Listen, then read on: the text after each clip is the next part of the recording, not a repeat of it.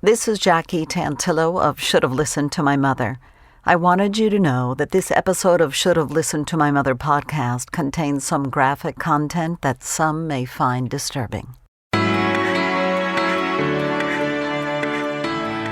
Hi, I'm Jackie Tantillo, and this is Should Have Listened to My Mother. Thank you all for joining me again on another episode of Should Have Listened to My Mother. Just so you know, you can find all of my shows on all of the social media platforms, and I think I even have my YouTube channel up and running again and current with episodes. My guest, Vivace Maxvictor, is a speaker and a life coach, so she's going to have, I'm sure, amazing stories to tell us for the next 30 minutes or so. But each week, my guests trust me to share intimate and personal conversations of their relationship with their mother, grandmother, or a significant maternal figure. I often ask, are you who you are today because of or in spite of your mother? I'm curious if it was your stoic mother, your nightmare of a mother, or perhaps your loving grandmother, or maybe you didn't have a strong female role model in your life, period.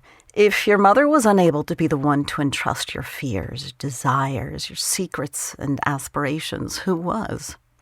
Vivace Maxvictor is my guest, as I mentioned. She's a leading speaker and life coach with national and international clients. She's also a media commentator on celebrity relations, and she's been featured on Bravo's $1 Million Listing New York, Fox Business, Fox Nation, Court TV, Newsmax, and more, lots more. Her life coach clients find Vivace powerful and endearing. Some testimonials state, "You bring out the amazing in me," and "You keep me from the traps of my past and hold me to the highest standards for how I operate with my life and relationships." Vivace is committed to her clients owning their self-worth, and she gets upset when a client settles. With an undergrad and graduate degree in biology, Vivace graduated Cornell Medical School as a surgical physician's assistant, worked in medicine for 12 years before leaving her medical career to start coaching. Hello, Vivace. Welcome to Should Have Listened to My Mother. Hello, Jackie. What an intro. I want you to be my publicist. Thank you for this warm and colorful and magical warm introduction. Thank you. Well, I was drawn to your authenticity when I was doing my research for you and your videos, and I'm sure we're going to talk about that in the next couple of minutes. I usually begin asking your mom's name. Sure. My mom's name is Jaleh Matloub. And is she still with us? Is your mom still? Yes, very much so. I had a chat with her to prepare for my conversation with you today. So yes, she's super with us, and she's super excited to actually listen to this podcast to learn more about herself. Wow. Hello, Jaleh. And thank you for having such a spectacular daughter. It's wonderful. So I love your name, Vivace Maxvictor. Can you tell us a little bit about that? Yeah, my birth name was actually Katoyun Motamed, and I hated my birth name. My birth name reminded me of the way my dad would say it, and there was so much violence in our household, so I hated it. I had total disconnect with my own name. So in 2005, I went and I changed my last name, and then in 2008, I went and I changed my first name. I changed my last name to Maxvictor, which is actually Maxvictor. It's the ultimate victory, because I had lived as a victim for so long. So I wanted to create an identity that I could step into that was powerful. And so that was that. And then as far as the first name, I definitely was leaving Katoyun behind. And I was looking at three alternatives. One is Lucida, which means light. The other one was Verite or Veritas, which is truth. And then Vivace, which was sparkling, lively. And I was like, I'll go with Vivace. So I did. I went and I literally changed my name. I didn't tell anyone. And I was working in medicine at the time. And I walked into the office the next day after all the paperwork had been done. And I said, I'm announcing to everyone, my name is Vivace. From here forward, please have the patients make their checks out to Vivace Maxvictor. And they're like, what? who changes their name? I'm like, who lets somebody else name them? I think that's dumb. So anyway, from then on, of course, that's been my name. And I love my new name and my new identity. And it's been powerful, but I don't disavow any part of my old identity. Well, that's important too, as long as you can keep moving in a forward direction. So there's a lot to uncover here. Why don't we start with a little bit about, as a young girl, the kind of relationship that you had with your mother? Yeah, I mean, I loved my mom. She was my hero growing up. It was just very, very challenging because there was so much violence and abuse. We were constantly beaten. The violence was extremely aggressive. It was life-threatening at times for my mom because my dad would tell us over and over again while he was beating her in front of us that he was going to kill her in front of us. There'd be blood everywhere. It was just very, very, very chaotic. So my relationship with, like, I loved her. She was my sanctuary. It was nice to have her there. She was my respite from him, but it was very challenging for her too, because she couldn't defend herself. So it's not like she defended me. Nobody defended me growing up. So it was extremely challenging for me. And there was a lot of abuse towards me that was unprotected. So that was very, very, very hard for me. At what age do you have any idea when the assaults from a baby? Beginning of time. I mean, I don't know if I could say baby, but from the beginning of time. There was never a time where he was kind. He was really mean. He was cruel. He was harsh. There was ritual abuse. He really loved watching us writhe in pain and in agony and humiliation. And so it's something that my dad purposefully would do to get some sort of mental, psychological satisfaction from it. And there was nothing that you could do to, let alone protect yourself or your mother from your father? My mom would always say that you would speak up. And of course, every time I spoke up, he would beat me even harder. But I would tell him, why don't you use your words instead of using your fist? So I would verbally challenge him. And my brothers wouldn't verbally challenge him. She, of course, never verbally challenged him. I would always verbally challenge. And then I would be decimated by his fists or his belt or whatever he wanted to use as a prop. So it was very, very hard. I certainly wasn't getting rewarded for speaking up. And your mother could not be vocal in protecting you or standing by your side? He would beat her up too if she stood up for me. Right. But also she didn't have the power and the sustenance to speak up for herself. When she grew up with her parents, her father, my grandfather, used to beat up my grandmother, not as aggressively and as violently. So for my mom, she was sort of desensitized. The first time, let's say, my father hit her, no alarm bells went on. She thought, okay, he's upset. So unfortunately, since in her family of origin, a hue of this behavior was normalized, she didn't have the alarm bells to open up the door and run out the door. So she put up with it. And it got worse and worse and worse as time went by. He got extremely violent. He was isolating her. He was beating her constantly. And she was working for him full time, which was interesting. So she worked for him for 15 years. He never paid her. It was terrible. And she ran the household too. She took care of us. She cooked for us. She cleaned for us. So she was basically his slave. Wow. Was this an arranged marriage? I'm curious. No, he courted her and he was great. He was writing her poetry. He was amazing. And then he flipped the script as soon as he got married to her.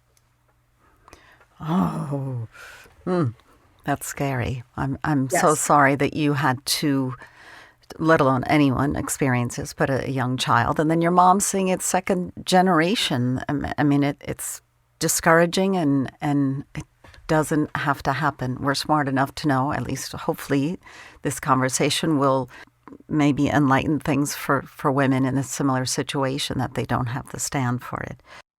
Oh, absolutely. I would love to take a moment to do a shout out. If you're a victim of domestic violence, whether you're a man, a woman, or a child, please tell somebody and go get help. If the first 5 or 10 people you tell don't help you, go to 5 or 10 other people.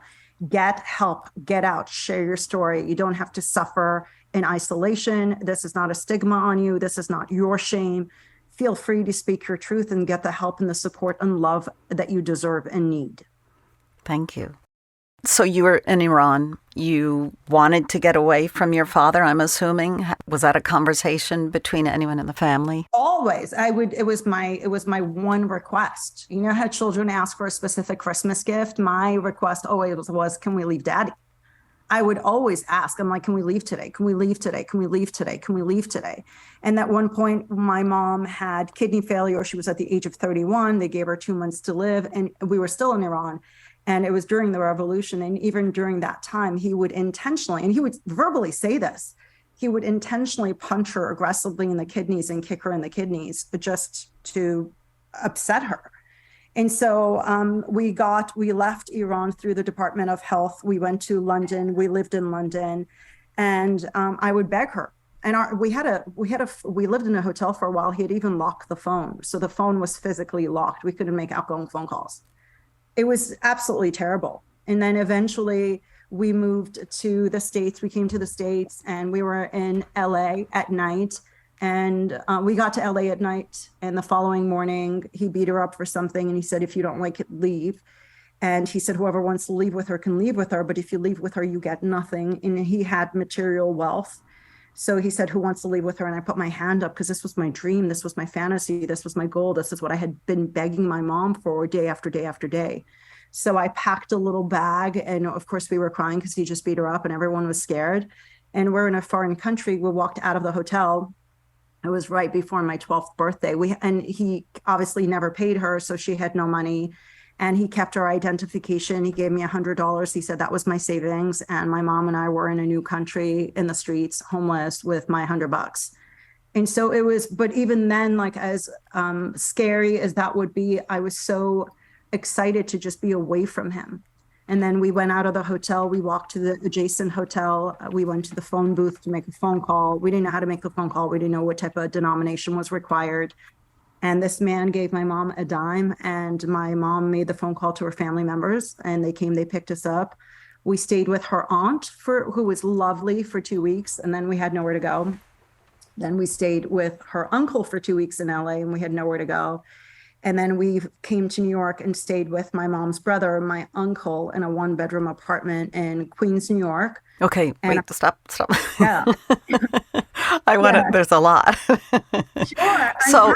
So what, was your mom kind of in a state of paralysis because she was so crushed and taken down and demoralized by this male figure? I mean, you were the one that was instigating leaving. You were the one that was happy. Where did you get your spark versus what state of mind was your mother in? I mean, it was hard for her, right? Because she left my brothers behind. And I'm sure it's difficult for any parent to willfully walk away from their own progeny. Sure. Because they're here for their life. And so my brothers also chose to stay. So it wasn't that she wasn't going to take them. It's just they decided to stay with my dad. So it was extremely challenging for her. We're in a new country. English wasn't her first language. She didn't have working papers. He had demoralized her for sure. But there is a strength that my mom has. My mom is an incredible woman. She's extremely strong. You will never find her complaining or doing woe is me. She didn't do that when she had her kidney failure. By the way, that reversed. Yeah. And she will recover. Yeah. But even after that, that's a miracle. Yeah, she broke her hip, and that there was a long healing process in that. Later, she had lymphoma. She got radiation for that. So my mom is extremely resilient. She will never complain. She looks at the bright side of things. If you see her, she is genuinely happy. There's a lot of pain and sadness and trauma that has not been processed. But she's such a happy, optimistic, loving person. I see so many people who sit there and feel sorry for themselves and for the amount of pain and trauma and literally torture that my mom went through for 15 years every single day consecutively. For her to be a whole person, even though she is unhealed in some regards, is really a miracle and a testament to the strength and power that God puts within us. Absolutely. Did she ever, was it her faith that kept her going? Was it her, did she go to therapy? I mean, what was it that made her want to survive other than the children? And my follow-up question is, does she have a relationship with your two brothers? It was her children. My mom lives for her children. My mom's way of living is acts of service. So she's very much there for my brothers and I. I went through multiple times, 2 segments of time. I think they were about 2 years each. I can't remember exactly, where I stopped talking to her because our relationship was toxic. I felt that she was living in unreality. She was denying the trauma. She was denying truth. I'm very pro-truth and let's tell the truth. And then it would really aggravate and agitate me, and it wouldn't allow me to heal. As you saw on my website, I had been suicidal. There was a lot of challenges there. So what kept her going is her kids. Wow. And did she ever confide in her relatives? Did she confide in anyone to release this thing that was going to blow? I mean, all this emotion, all this abuse. Her family was fully aware that my dad was a psycho. My dad had beat them up too at different points. But I mean, they understood that I don't understand this. This is very hard for me to reconcile. I don't know how they left her there for 15 years and didn't help her to get out. So that to me is a total failure. There's no excuse for that. How do you leave your sister or your daughter or anyone you love in the hands of this man who was a known monster? Everybody knew. Everybody was afraid of my dad. Everybody, because he had financial means and he was a horrendous person. And he was extremely violent. So it's not like they didn't know that he was doing what he was doing to her. And, you know, she was bruised. It was very evident. My mom didn't hide what was happening. Nobody helped her. So that is extremely unfortunate. And you asked if she has a relationship with my brothers. She does. I think all of our relationships are strained. My brothers, one of them calls her many times a day. So that's good. My other brother, their relationship is challenging because all of us had so much trauma. We responded to the trauma in different ways. So unfortunately, I think her relationship with my middle brother is extremely strained. And oddly enough, even though I was the one who didn't speak to her for multiple times, we are very, very close now. I think taking the time apart for both of us to get our own version of therapy, for me, was coaching, and to get the help that we needed to heal our own wounds allowed us to come together in a more authentic space to appreciate each other's gifts and at the same time to appreciate and respect our differences, but to come from a whole and healed place, a more whole and a more healed place. So right now, she's my number one BFF. She's my number one fan. She has been. I actually got back together with her literally on the grounds of my grandmother's burial. So when my grandmother passed away, I had not been speaking to my mom for a couple of years. I was very, very close to my grandmother, my mom's mom. I was constantly in touch with my mom's mom. And then when she passed away, I saw my mom for the first time after a while, literally at the funeral. And then they were doing the mourner's Kaddish, the mourner's prayer in Judaism. And that prayer really, for whatever reason, moved me. And I went over and I hugged my mom, and everybody was shocked because nobody could believe that I had no contact with her, that I would hug her. And then that was the beginning of everything. And then we had a 5.5-hour session with one of her friends who was a social worker. So she tried to get us to understand each other a little bit better. And to reconcile. It just heals wounds so much more smoothly and quickly if you are open about it, right? And not everybody wants to be open about all of this stuff. Often people will hide because they're ashamed if they think it's their fault. However, one of the most troubling things is that this abuse, it can continue through generations, and hopefully it has stopped. Is your mom vocal at all against abuse, whether it be verbal, physical, emotional? Does she have a voice to that, or it's not in her playbook to need that? No, it's not her shtick. She's an act of service, so she's there for other people. She's not standing on a soapbox saying anything. Probably I'm her voice. I bet you are. Yeah. So You're not for everybody. Yeah. So no, it's not, you mentioned culture. Definitely in our culture, we don't talk about these things for sure. And we don't talk about it publicly, but also my mom is not one to garner too much attention. So she wouldn't sit around and talk about this and be an advocate or anything, because to her, that would be attention seeking. So my mom is more being there for other people. It's just not her makeup to seek a lot of attention, which I actually think was a recipe for disaster, because she became such a people pleaser.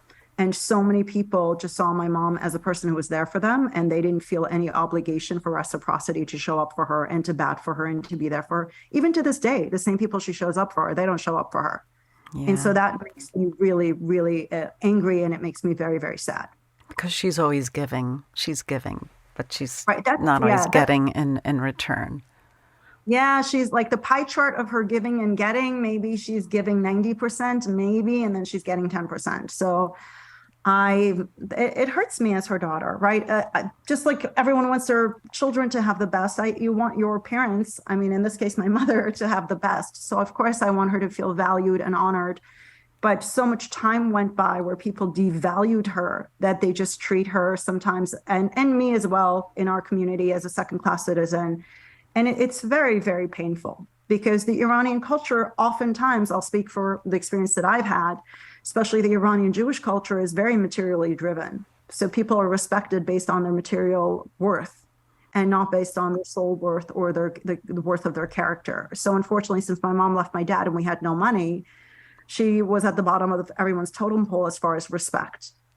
Wow, so it's cyclical. It's just all encompassing. It's not something that just was happening behind closed doors, but it's like generating out. It's toxic. Oh, it's obvious. Yes. She is, yeah, she's very, to me, obviously devalued by her friends and her family members, where other people who have greater monetary privilege are valued or esteemed at a higher level. And meanwhile, my mom brings much more value and authenticity and love and connection and nurturing. And her feedback, actually, now that so much time has gone by, her feedback is so powerful. My entire family goes to her for feedback. I go to her for feedback. Her feedback is so, yeah, it's extremely... She's the rock in a way, you know, she's that soul, that grounded soul. She definitely is the rock in the soul, but they still treat her like persona non grata. But yes, they come to her. They come to her, right? Everyone goes to her. Yeah. Everybody, including my brothers. My brothers go to her. I go to her with anything I have. Every family member, her friends go to her. She is that person. Except I don't believe she's esteemed for the value, the spiritual value and healing that she brings to everybody's life. When she's asleep or dreaming, is she at peace with everything? I mean, it's hard for her to be at peace because she feels that her kids are have been damaged severely. And she says this, she verbalizes this, that her decision to marry my dad was the worst decision of her life. And it traumatized herself and my brothers and I in such extreme ways that it's hard for her to reconcile that her decision created so much chaos for us. The three of us are single. We've never been married. We don't have any children. Of course, her friends all have grandchildren. She would love for her to be a grandma. So those are unmet dreams and hopes. And it was based on her decision to marry my dad. This is all encompassing. But again, I want to reiterate, and I know you will back me on this, that regardless of our past, we can always work toward a healthy and fulfilled future. You agree with me? Yeah, 100%. I mean, people speak so openly and frequently about post-traumatic stress, right? They talk about PTSD. PTSD is everywhere. And I think one thing that I have always tried to highlight is there is this concept of post-traumatic growth. And post-traumatic growth is extraordinary. So my invitation to any of your listeners who've had tremendous amount of trauma is please don't label yourself as broken. And there is so much that you could do that to help yourself. And there is post-traumatic growth. So you can just grow and become transformed to this strong, empowered, unpolluted, uncontaminated version of yourself that would leave you amazed. And so I think to tap into post-traumatic growth would be a call to action that I would encourage anyone who's been through trauma to investigate. See, I told everybody that this is why when I was watching your work that there was something extremely authentic about you. And this is, your website is fierceselfconfidence.com. And the coaching and the speaking that you do, these are the philosophies that you incorporate. Oh, 100%. I mean, I think that self-worth is so important. We have to stand up for ourselves. We have to start to value ourselves in a new way and to embrace whatever parts of ourselves that are hurt. And it's our personal responsibility to heal those parts, to get the help and support that we need. Because life can be beautiful and magical. And this is coming from someone who is days away from, as I call it, my own self-imposed self-expiration date. I was extremely suicidal. I had picked the date. I had the means. I mean, I knew exactly how it was going to happen for me. So I was like, if I'm not going to heal by this date, because I couldn't take it anymore. And I would also want to give a shout out to anyone who's had the unfortunate circumstance of having any loved one take their own life by suicide. I think there is a misunderstanding. This is my story. I'm not saying it's everybody's story, but people will say, oh, you were just depressed. You were just sad. Things were going to turn around. You should have waited it out. Or people who commit suicide are selfish. I think what the public doesn't understand is that you're not, for other people, and I've heard other people's testimonies too, that which is similar to my experience of it, is I wanted to kill the pain, but I didn't know how to kill the pain without killing myself. And so it's excruciating pain. It's not a state of, and I'm not saying depression is not terrible, but it's not a state of depression. It's a state of pain. So I liken it to when I would wake up in the morning, it was like a jackhammer that got louder and louder every moment of the day. And it's just intolerable pain. So if any of your listeners are going through that intolerable pain, I understand it. And there's a way to heal it. And if whatever you've done hasn't worked, that doesn't mean that there aren't 20 other ways that can work for you. So please reach out and get the help and support that you need. You can overcome extreme grief, extreme pain. I mean, I felt like a sub-zero. I didn't even feel like a zero. I felt like a sub-zero. It was very, very, very challenging for myself. My own self-concept was extremely damaged. I had been damaged. I had never talked about the trauma because I had learned from my mom. We had no one to talk to because we weren't allowed to talk to people.